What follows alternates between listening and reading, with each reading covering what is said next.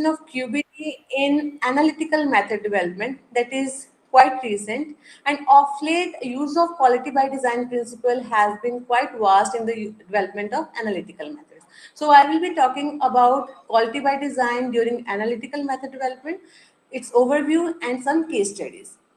Next please sir.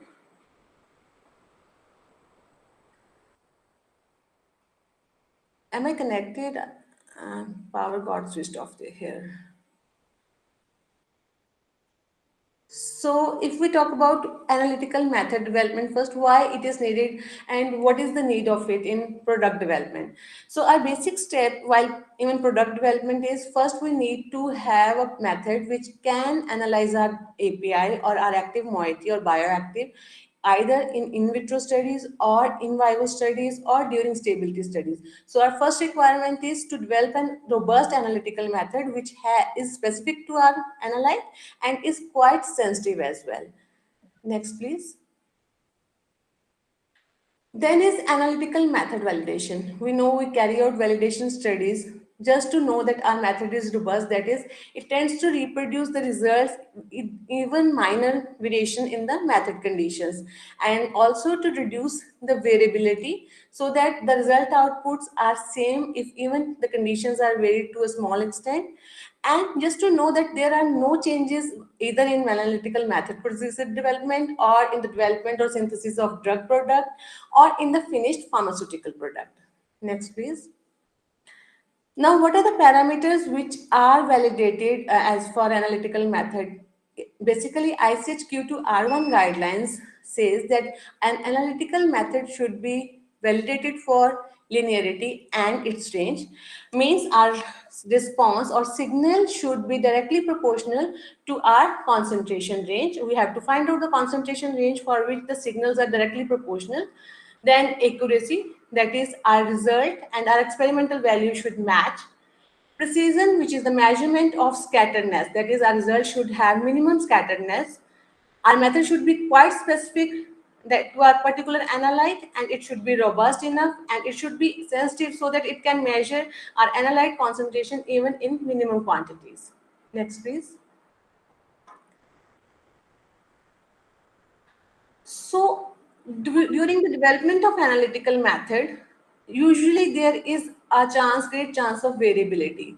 And what are the various conditions which lead to variability? One is how the sample is being prepared, which is the calibration model being selected, what are the method parameters which are being validated and optimized, and what are the instrumental settings. Like if we are preparing a sample during a daytime or during the evening time, during the summers or winters, it all leads to variability in the analytical method. So we need to control all these parameters so as to control variability in our method development. Next, please.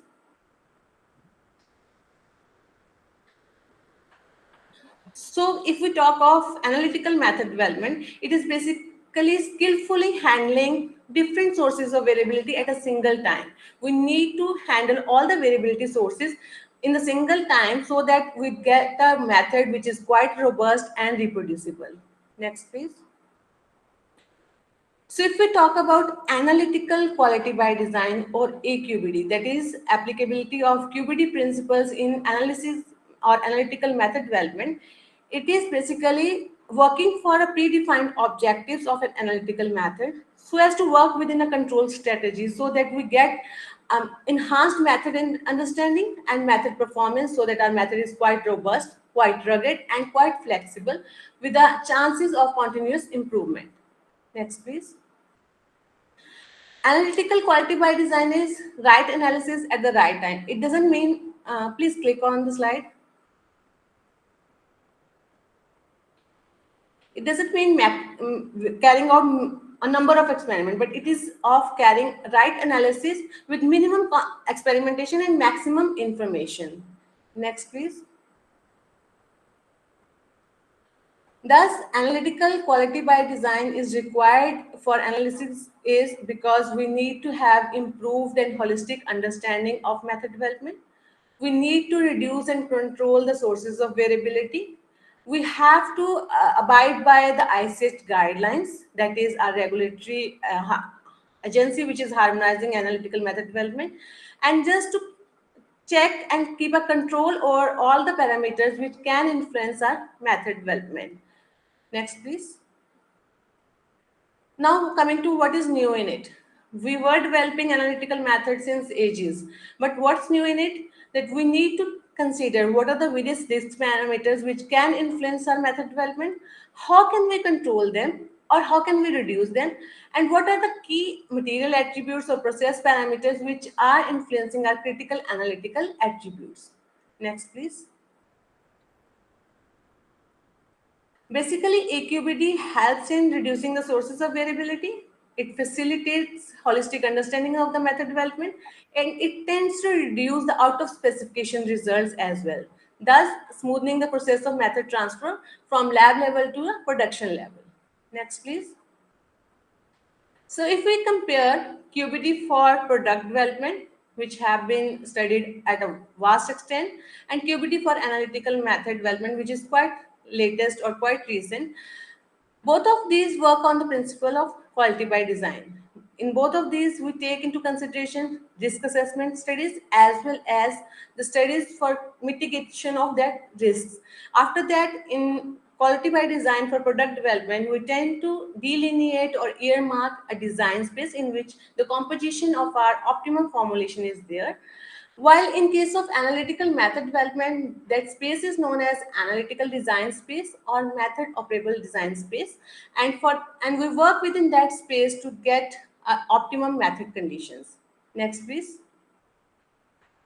If we talk about traditional approach earlier, suppose we are developing an HPLC method and we have different number of critical method parameters which tend to influence our process, like which is our mobile phase, what is its pH, at what flow we are flowing it, and what is the retention time to be obtained. So we used to optimize single factor at a time. First we optimize mobile phase composition, then we optimize pH, and then flow time or whatever.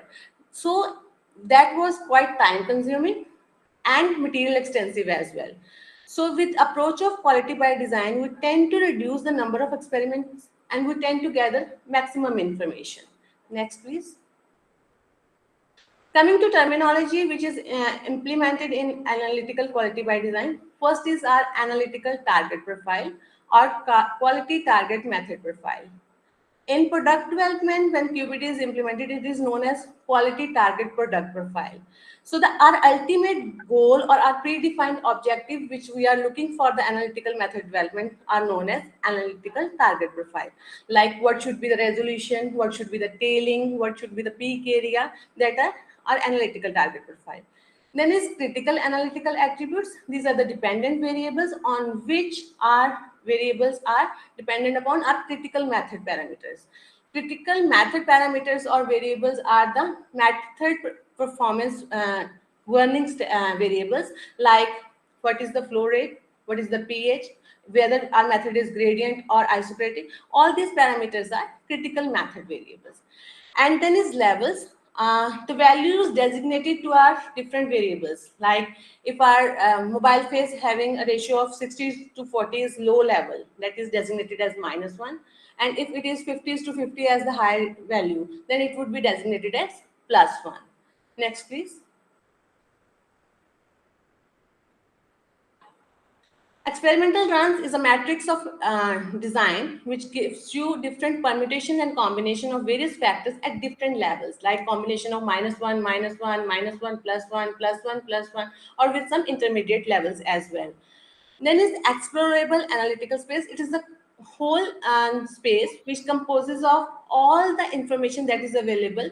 That is n-dimensional space which is encoded within n-coded critical analytical attributes. And within this explorable space, there is analytical design space or method operable design region within which we work to get the optimum method conditions.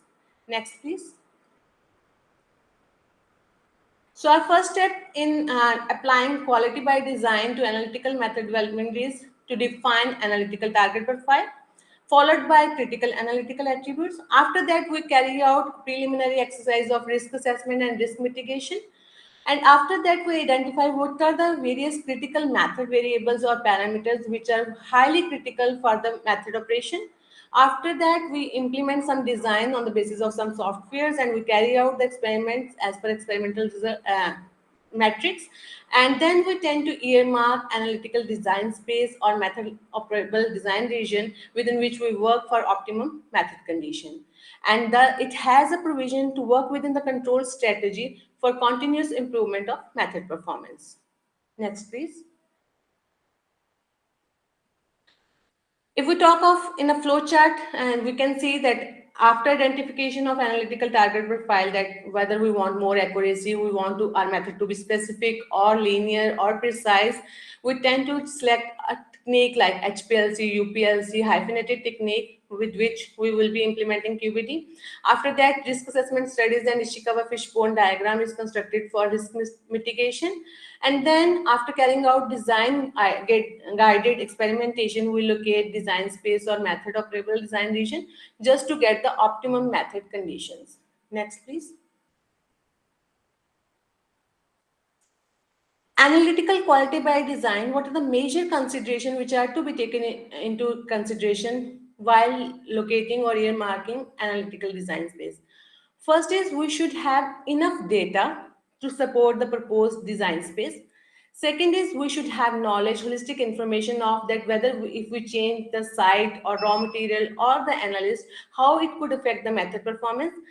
Third is all the risks which could be associated with analytical method development. We should have information of that, and we should know the complete protocol, how to carry out that. Only then we can substantiate that the analytical design space which has been earmarked or located is the robust one. Next, please. If we talk about ICH guidelines or regulatory guidance on analytical quality by design, as such, there is no guidelines which substantiate the fact that we should apply quality by design to analytical method development as well. Though there are guidelines like ICH Q8, Q9, Q10, which emphasize the use of quality by design in product development. Next slide, please. But recently, in fact, very recently, in March 22, and there is a guidelines which is ICHQ14, which emphasize the use of quality by design in analytical method development. That's why in the beginning of my presentation, I have told you this is a quite novel aspect, because very recently only ICH has approved the use of quality by design in analytical method development. It's a guideline which is complementary to ICH-Q2, which is basically on the validation of analytical method or procedures. It helps to reduce the burdens of variation or chances of variation in the analytical method just to make them robust. And second, it helps to identify which are the risks involved, how can we identify them, how can we reduce them, or how can we manage those risks so that our method performance is not counterpart. Next, please. What is analytical target profile? This is the predefined objective which we, or goal which we are looking for. Like our final, what is our main aim of carrying out the method development? Whether we want a sensitive method, we need an accurate method, we need a method which should be very precise and which should be very sensitive as well. So this is the analytical target profile, which is basically quality target product profile if we talk of quality by design in product development, but here it is known as analytical target profile. Next, please. These are the examples, like if we are developing a method, and for that what could be the analytical target profile. The target sample, which is API or some impurities or degradation product, that would be your target profile. If we talk of in which market we are developing the method, in US, European Union or Japan, that would be your target profile. That would be a component of target profile. Regulatory specifications which are being followed, what are the supporting documents we are giving, and what are the sample characteristics, whether it is a volatile, liquid or solid or semi-solid, or what type of sample it is. So all these examples are that what is composed or what is the composition of an analytical target profile. Next, please.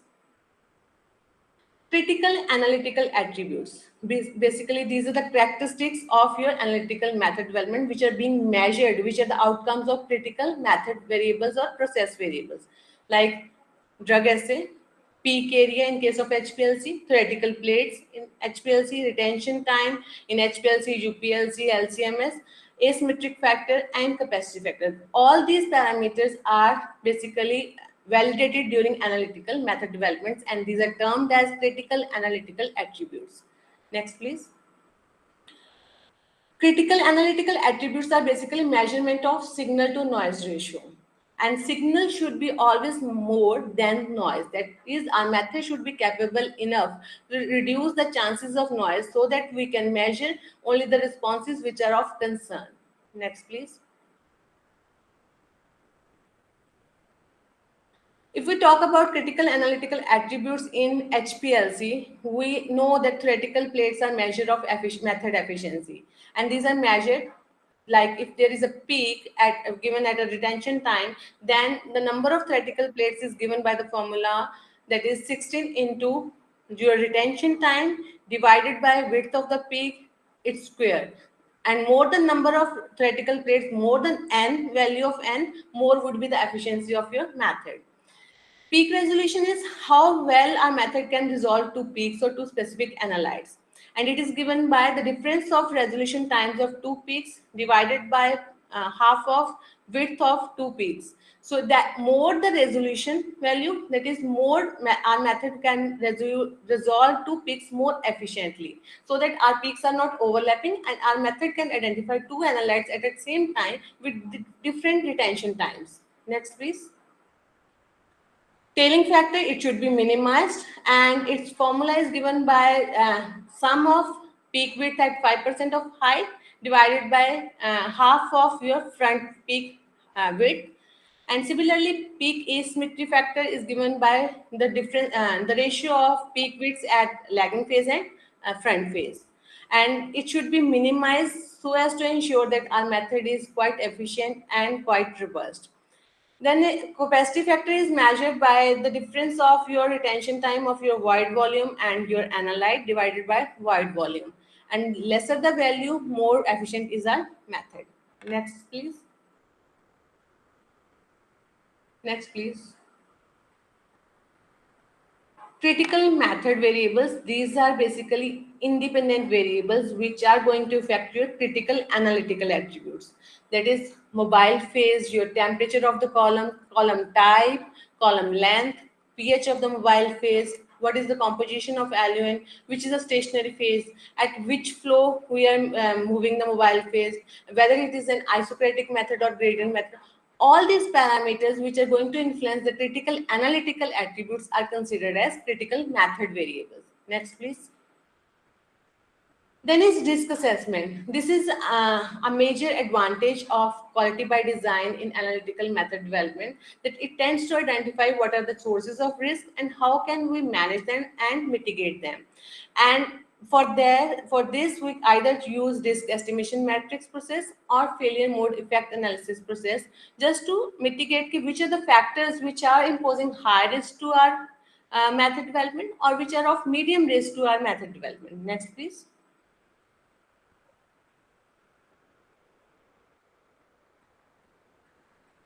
First, we construct an Ishikawa fishbone diagram, which tends to establish a relationship between cause and sub-cause effects. That is, what are the various factors which could be responsible for causing any variability to our analytical target profile achievement. That is, what is the environment, who is the performing the analytical method development, which is the equipment being used, how we are measuring the results, what are the method condition, how the sample was prepared, all the factors. मतलब if we talk of कितने factors हो सकते हैं which could affect our method development, all are delineated in Ishikawa fishbone diagram. Next, please. This is an example that if we talk of an HPLC method development, and Ishikawa fishbone diagram would include how, at what pH mobile phase is prepared, at what flow rate it is being flown, and what is the method, it is gradient or it is isocratic, what is the conductivity of the mobile phase, what is the pH of the sample, what is the column length, what is the column stationary phase composition. All these factors are delineated in Ishikawa fishbone diagram. Next, please. This is a risk estimation matrix in which we tend to give levels of risk, like high level is given by red color, medium risk is given by green color, and green color, and yellow is for low risk. So Parameters which are identified as high risk parameters are taken further for screening studies so as to identify a vital few parameters out of so many parameters which would be optimized for analytical method development. Next, please. Similarly, there is another approach for risk mitigation which is known as failure mode effect analysis, in which the various factors are given scoring on the basis of their severity of occurrence, their frequency of occurrence, and how easily these are detectable. And higher the risk priority number, that is the product of severity, occurrence, and detectability, higher the risk being imposed by that particular factor to the analytical method development. Next, please. If we compare our traditional approach of one factor at a time with the modern approach of quality by design in analytical method development, the number of steps are decreased, as you can see from the flow chart. We tend to optimize, we tend to make a rational approach just to keep all the factors in the optimum conditions so that we don't need to do more experimentation. We reduce the number of experimentation and we tend to get a best result of our approach. Next, please. So, if we talk of experimental designs which are being used for implementing, for developing quality into our analytical method, there are different designs which are available, which are being used for product quality by design in product development as well. And they help to identify what are the various critical variables, how can we reduce the variability, and how these are interacting with each other so that we get the robust method. Next, please. So if we talk of there are designs which are being used for screening of various factors, that is to reduce the number of factors which can be optimized. First, we do the screening studies, and the designs which are implemented are fractional factorial design, Teguchi orthogonal design, Tackett-Berman design, and for optimization we tend to use full factorial design, central composite design, box-Penken design, and mixture designs. Next, please. Analytical knowledge space. It is a space which is generated out of our brainstorming sessions with our seniors, with our research group or research team, and the literature already reported. So, the region within which we work is our knowledge space. And within that knowledge space, next please.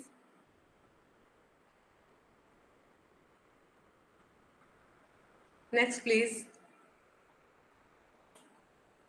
Within that knowledge space, we tend to earmark, delineate our analytical design space, which gives you the optimum method operable conditions. That is, that if the method is operated at that particular conditions, only then method would give you optimum result, and that method is known as optimized method. Next, please.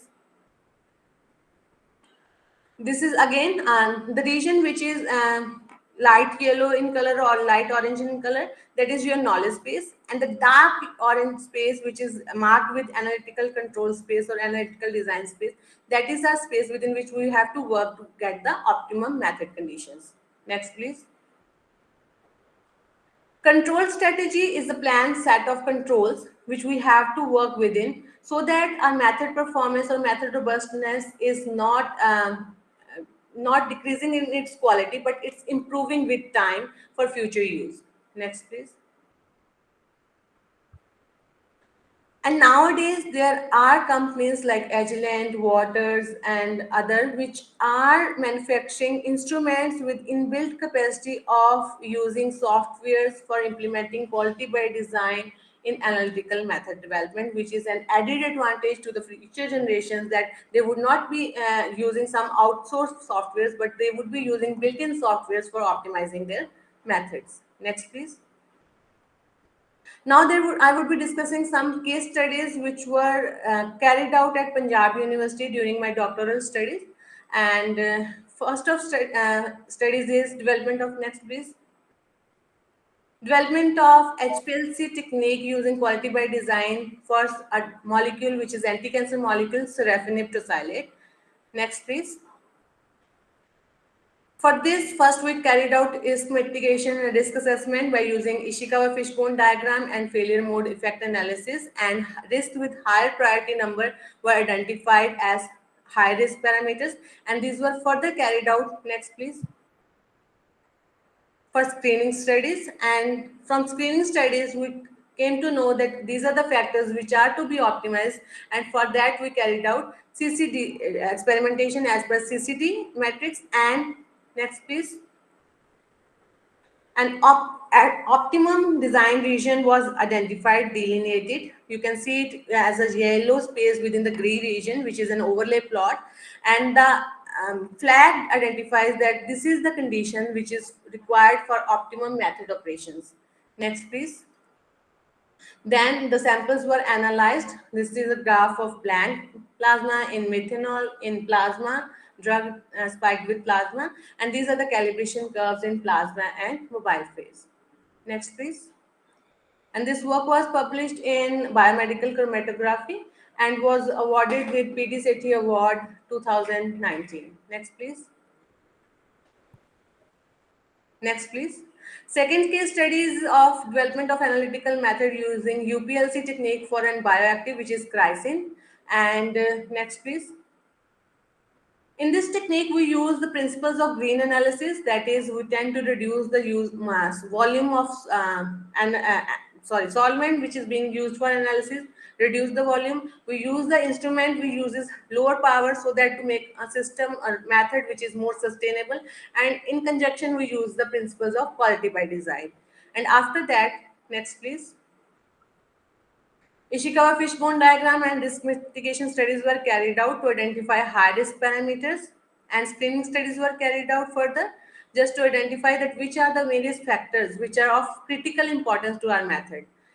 After that, we obtained 3D response curves and 2D contour plot from where we study the interactions between the various parameters influencing our critical analytical attributes. And after that, we earmark our design region, design space, which gives you the optimal method conditions. Next, please. Next, please.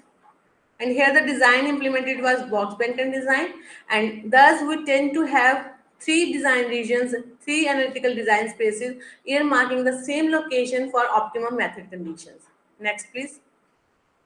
These are the various chromatograms obtained in blank samples in methanol, that is mobile phase, blank plasma, and in plasma.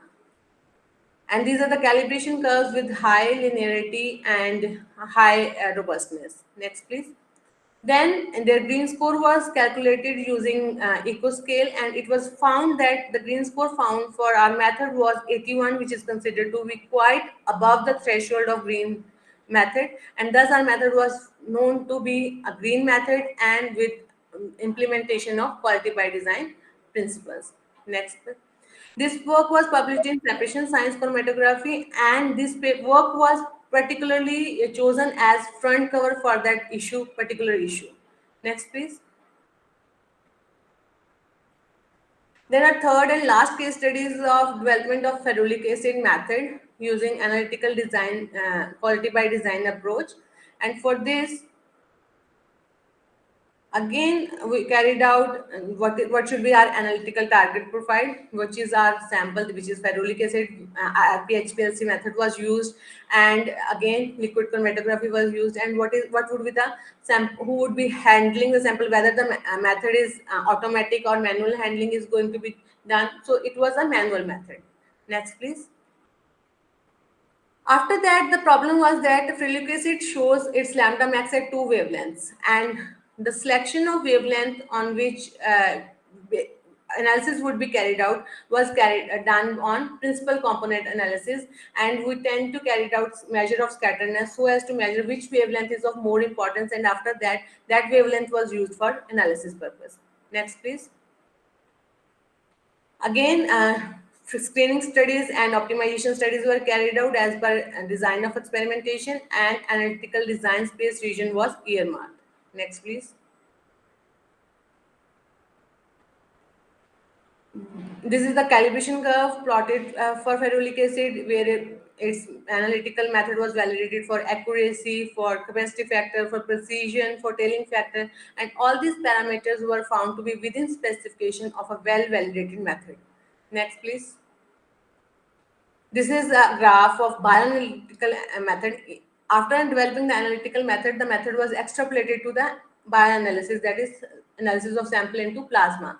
And method gave our specific results. Particularly, the results were quite specific and quite sensitive as well, because our method was capable of identifying ferulic acid even at lower concentrations.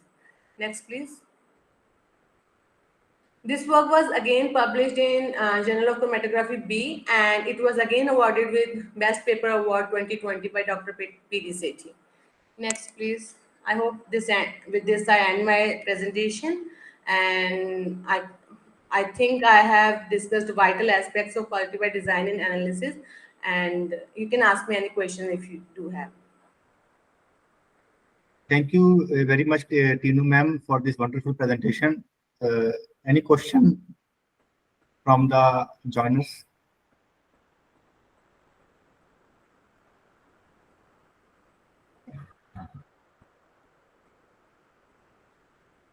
Any question?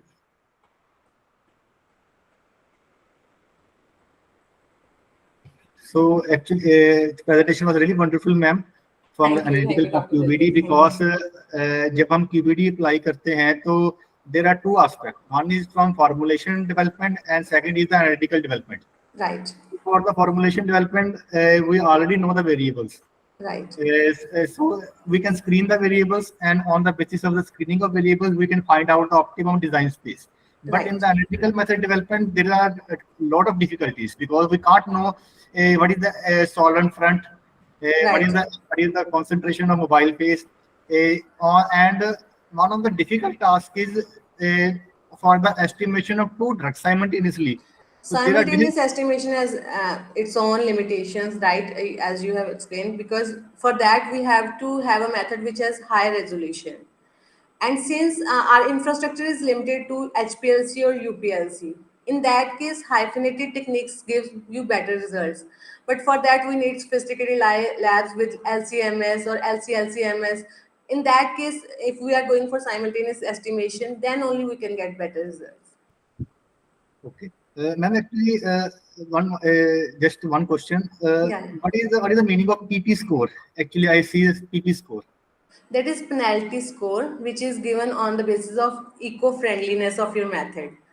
Like if we are using an instrument and we are using it on the basis of green analytical chemistry principles, that is the amount of solvent being used is reduced, or the type of solvent which is causing which is not environment friendly, then it would be having high score. And if it is environment friendly, then it would be having lesser score. The instrument, if it is consuming less power, then that is known as eco-friendly instrument. So there is a scale which is given, eco scale, which is means generalized scale, which is given for measuring the eco-friendliness of a method. And after that, after summation of all these parameters, that how much solvent is being used, how green that solvent is, which instrument is being used, how much power is being consumed in your method development, all these factors tend to give you a score, which is known as penalty score. If your method is green, then should have a value which is greater than 75. 75 is a threshold agar aapka method green hai. If it is more than less than 75, then your method would not be considered as a green method. So in that case, we have measured the eco-friendliness of our method, and our method was found to be green. Oh, thank you very much, ma'am. Animesh Ranjan.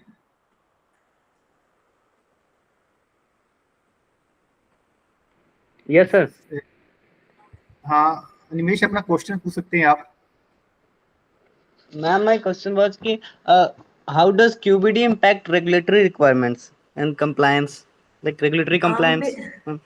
Basically, earlier, if we see the cases before 2013, if we talk about product development only, right? Then there was no such buzzword of QbD. QbD was not a routine exercise, though this has become a routine exercise with due course of time of late. And as per ICH guidelines, as I have told you, that ICH Q8, which is basically particularly for implementation of quality by design in product development, Q9, which is which gives you details of risk mitigation and risk assessment, and Q10, which is for your API production and QbD in API production and how we can optimize that. So as per regulatory compliance, if we talk of regulatory requirements, our ICH guidelines even emphasize that we should implement QBD while product development. While if we talk of QBD in analysis, earlier the cases were that studies were being undertaken, but it was not emphasized by our regulatory agencies. But of late, as I've told you, that in March 22 only, earlier in 2019, there was a draft guidance. We showed that we should implement QBD while method development as well. But it was just a proposal, it was just a draft guidance.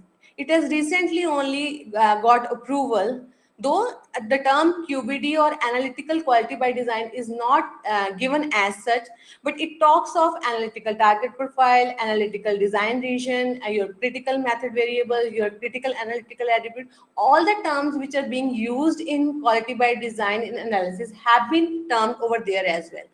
Thus, there is a mandate exercise nowadays that we should implement quality by design in product development as well as in analysis, just to get the optimum results, and so that the chances of variability during scale up or during the change of places, while if we relocate a method development, suppose I have developed a method and you want to use the same conditions. If I have not used quality by design in my method development, there are chances that you would be getting some results which are different from what I was getting. But ensuring that I have implemented quality by design in analysis in my method, then that guarantees that the results would be the same as obtained by me. So thus, as per our regulatory agencies as well, nowadays it is a mandate to implement quality by design in product development as well as analytical method development. I hope I have answered your query. Yes, ma'am. Thank you, ma'am. Okay. So I'm really thankful to Teenu ma'am for the precious time for providing us. This is one of the trending topic now, AQBD. So Right. QBD is a learner exercise. It is one of the toughest concept now in the days, and it is now a trending concept nowadays. Toughest as well as a trending. So for formulation development, it is quite aggregating. But now in analytical point of view, it is still quite upregulating. तो for the upregulation of that topic ये concept still अभी भी toughest topic है and ma'am ने बहुत अच्छे से हमें एक्सप्लेन किया कि कैसे QbD critical quality attributes critical variables critical analytical attributes और कैसे डिफाइंड वे में हमने इसको स्क्रीन आउट करके एक डिजाइन स्पेस रेडी करनी है जिससे हमारा एनालिटिकल मेथड डेवलपमेंट एक सेंसिटिव मोड पे और एक शार्प मोड पे डेवलप हो. So I'm really thankful to Teenu ma'am for the time and support. Thank you very much. Thank you, Dr. Dilpreet, for your invitation. Thank you so much. Thank you so much. Thank Thank you. you very much for all the joiners. Thank you.